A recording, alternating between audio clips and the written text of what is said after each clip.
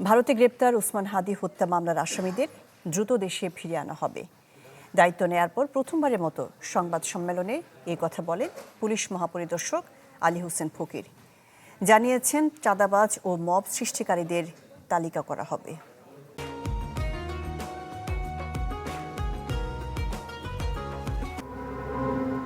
গত 12 ডিসেম্বর রাজধানীর পুরানা পল্টন এলাকায় সন্ত্রাসীদের গুলিতে নিহত হন শরীফ ওসমান বিন হাদি।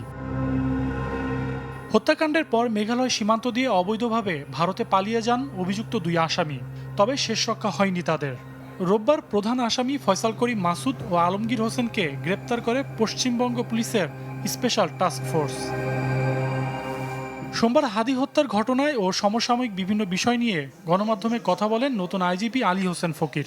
বলেন, পররাষ্ট্র মন্ত্রণালয়ের মাধ্যমে হাদি হত্যার মামলার আসামিদের দ্রুতই দেশে ফিরিয়ে আনার প্রক্রিয়া চলছে।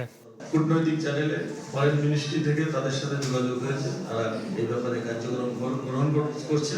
হয়তো অচিরেই ইনশাআল্লাহ আমরা দেখতে পারবো তারা বাংলাদেশে আমরা আনতে সক্ষম।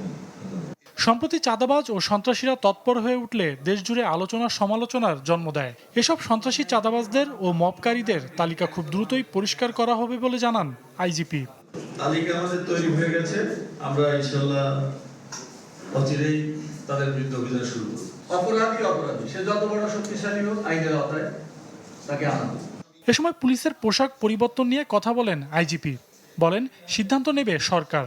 ঈদে মহাসড়কে চাঁদাবাজি ও ডাকাতি রোধে পুলিশের তৎপরতা থাকবে বলেও জানান আইজিপি। এটা পরিবর্তন করতে চাই, এটা সম্ভব। সজল সাইক, চ্যানেল 24, ঢাকা।